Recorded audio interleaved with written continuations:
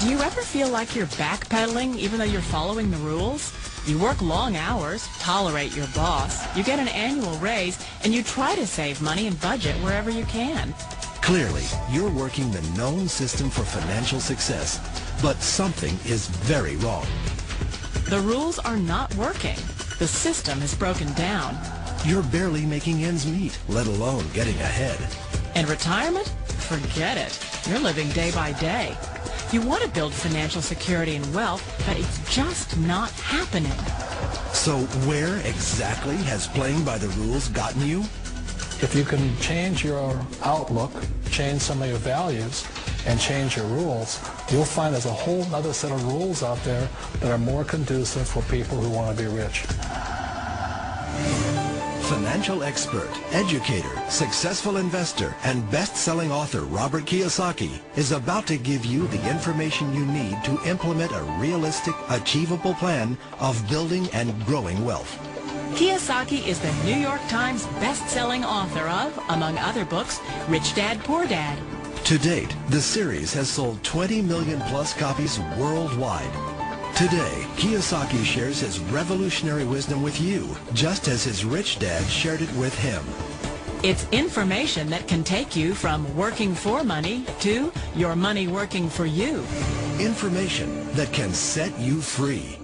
The story of Rich Dad, Poor Dad is really a story of two different fathers with two different sets of values and completely different sets of advice. So I don't mean to insult anybody or, to damage your values, but really that was the difference. For example, my poor dad always said, go to school, get good grades, get a high-paying job, work hard, live below your means, save money, get out of debt, have a good retirement plan. And that was my poor dad's values. My rich dad said, you probably won't get rich doing that way because very few people get rich following that plan. If you take a look at this 40-year run on the dollar is designed economically to lose money every single year. So why would you save something that loses money every year? And what this means for somebody on retirement plans is that after you retire, the value of your dollar goes down and your cost of living keeps going up. To my rich dad, that was bad advice and made no sense. Again, it was different values. An important diagram my rich dad showed me when I was a little boy was a diagram known as a cash flow quadrant. And the quadrant is made up of the four different people who make up the world of business. So my rich dad said, in the world of business, there's E's. And E's stand for employees.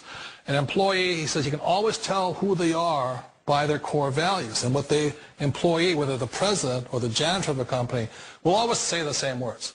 The words are, I'm looking for a safe, secure job with benefits. That's what makes them an employee, because their core values are security. The other one of the four is the S, or the small business owner or the self-employed. And again, their core values will cause them to use the same words, which are, if you want it done right, do it by yourself. S means they're also solo. They're generally one-person act, or they operate by themselves. On the right side of the quadrant are the B's. And what Rich Dad said the B stood for was big business, or like Bill Gates. Forbes defines big business as 500 employees or more. And their words are different. They say, I'm looking for a good system, a good network, and the smartest people I know to help run my business. So they're unlike the S. They don't want to run the company by themselves. They want smart people to run their companies for them. And then the fourth of the quadrant is the I, and I stands for investor. These are people who have money work hard for them.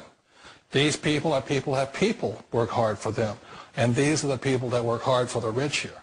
So early on in my life, it was my poor dad who always said to me, Robert, go to school so you get a high-paying job. And so my poor dad's core value was to be an employee. He wanted job security, promotions, a steady paycheck, and all this. And so it was my rich dad who said to me, he says, Robert, if you really want to be rich, learn to build businesses. It made more sense to him to work hard to build a business, something you owned, and something you could pass on for generation to generation to your kids. Whereas my poor dad said work hard, but my rich dad said, why would you